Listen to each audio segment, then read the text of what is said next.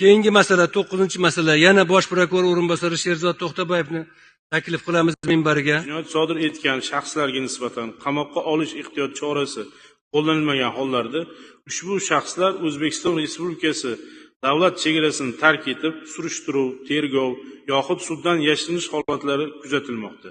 Natijada jinoyatdan jabrlangan shaxslarning huquqlarini tiklash, ularga yetkazilgan zararlarni qoplash imkoniyati pasaymoqda. Amaldagi jinoyat protsessual qonunchilikda jinoyat sodir etgan shaxsga nisbatan qamoqqa olish ehtiyot chorasi qo'llanilmagan hollarda shaxsni O'zbekiston Respublikasi hududidan chiqib ketishini oldini olish samarali mexanizmi mavjud emas. Xususan shaxsga tilxat, kafillik, garov, uy qamog'i kabi ehtiyot choralari qo'llanilganda qonunchilikda mutasaddi idoralarning uni davlat chegarasidan o'tishini cheklash bo'yicha vakolatlari nazarda tutilmagan. Bu esa o'z navbatida tergov va sud jarayonlarining cho'zilishiga, fuqarolarning buzilgan huquqlarini o'z vaqtida tiklanib, odil sudlovni ta'minlanishiga to'sqinlik qilmoqda. Tahlillarga ko'ra, 2020-2024-yillarda jinoyat sodir qilib, tergov va suddan yashiringan 23.863 nafar shaxsga nisbatan qidiruv e'lon qilingan. Qidiruv e'lon qilingan shaxslarning 21.238 nafari, 89% O'zbekiston Respublikasi hududidan tashqariga chiqib ketgan. Qonun loyihasida quyidagilar nazarda tutilmoqda.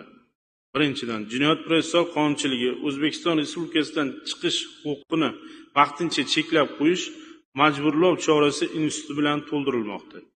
Ikkinchi, shu munosabat bilan Jinoyat protsessual kodeksiga ushbu majburlov chorasi institutining qo'llashning quyidagi tartiblarini belgilovchi yangi bob 5 ta moddadan iborat kiritilmoqda. Majburlov chorasini gumon qilinuvchi, ayblanuvchi va sudlanuvchiga nisbatan qamoqqa olish ehtiyot chorasi qo'llanilmaganda hamda ularga tergov va suddan bo'yin tovlash mumkin deyishga yetarli asoslar mavjud bo'lganda sudning ajrimi bilan qo'llaniladi. Sud ajrimi ustidan apellyatsiya tartibida protest va shikoyat keltirilishi mumkin. Quyidagi hollarda mamlakatdan chiqish huquqi vaqtincha cheklangan shaxsga muayyan muddatga xorijga chiqishga ruxsat beriladi. Shaxsning xorijda jinoyat protsessida ishtirokini zarurligi vujudga kelganda. Ikkinchisi, uning sog'lig'i yomonlashib, O'zbekiston hududida tibbiy yordam ko'rsatish imkoni yo'q bo'lganda. Keyingisi, uning yaqin qarindoshi vafot etganda.